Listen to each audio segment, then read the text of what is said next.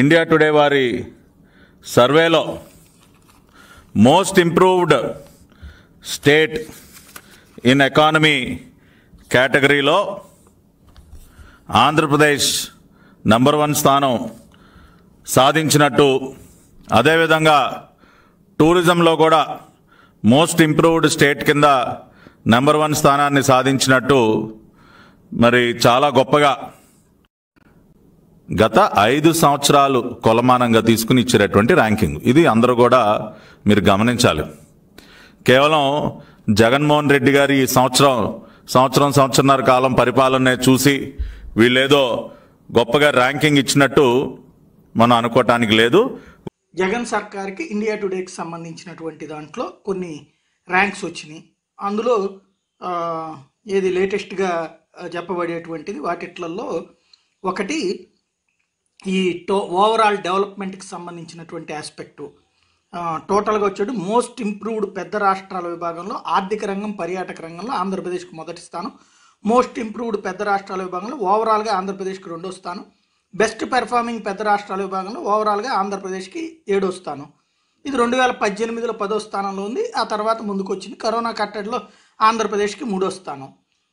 ఇవి ఆటోమేటిక్గా దీనికి సంబంధించినటువంటి లెక్కలు ఉంటాయి, వాటికి సంబంధించి వివరాలు ఉన్నాయి, దాంట్లో పెర్ఫార్మెన్స్కి సంబంధించి ఎకనామిక్ గ్రోత్కి సంబంధించినటువంటి లెక్కలు ఉన్నాయి.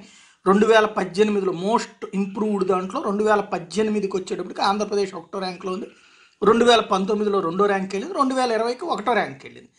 అట్లాగే బెస్ట్ పెర్ఫార్మింగ్ స్టేట్లోకి వచ్చేటప్పటికి ఫస్ట్ ప్లేస్లో గుజరాత్ ఉంది, second place Telangana, third place Tamil Nadu, fourth place Karnataka, fifth place Haryana ఉంది. ఇది వాస్తవంగా ఆంధ్రప్రదేశ్ 2018లో 10వ స్థానంలో ఉంది, 2019కి 6కి వచ్చింది, 2020లో కూడా 6వ స్థానం ఇక్కడ నిలబెట్టుకుంది కంటిన్యూగా.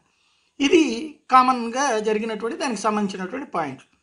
సరే, దాంట్లో ఇప్పుడు దీని మీద ఏంటంటే వాస్తవంగా అదే చంద్రబాబు గారి పాలనలో ఉండుంటే ఈ పాటికి ఫ్రంట్ పేజీ బ్యానర్ హెడ్డింగ్లు, అడ్వర్టైజ్మెంట్లు, టీవీల్లో గంటల కొద్ది ఇంటర్వ్యూలు ఇవన్నీ నడిచాయి. సరే, అభివృద్ధి కూడా ఆయన చేతిలో జరిగితేనే లెక్కేద్దాం, మిగతా వాళ్ళ చేతిలో జరగలేదని చూపెడదాం అనేటువంటి కోణం కాబట్టి వదిలేద్దాం. పట్టాభి గారితో ప్రెస్ కాన్ఫరెన్స్, ఇది అసలు చంద్రబాబు గారి పెర్ఫార్మెన్స్ని చూసి ఇచ్చారు. అక్కడ 2018 అంటే ఓకే అనుకుందాం, 19కే మనం అయిపోయింది. ఇది 20 అయినా కూడా బాబు గారి పెర్ఫార్మెన్స్ని చూసినా ఇచ్చారు, అప్పట్లో చేసిన అభివృద్ధిని చూసి ఇచ్చారు అంటే మరి ఆ లెక్కనైతే కనుక 2014, 15, 16, 17లో అంతకుముందు ఉన్నటువంటి కిరణ్ కుమార్ రెడ్డి ప్రభుత్వాన్ని చూసి ఇచ్చినట్ట, లేకపోతే రోషయ్య ప్రభుత్వాన్ని చూసి ఇచ్చినట్ట, రాజశేఖర రెడ్డి ప్రభుత్వాన్ని చూసి ఇచ్చినట్ట?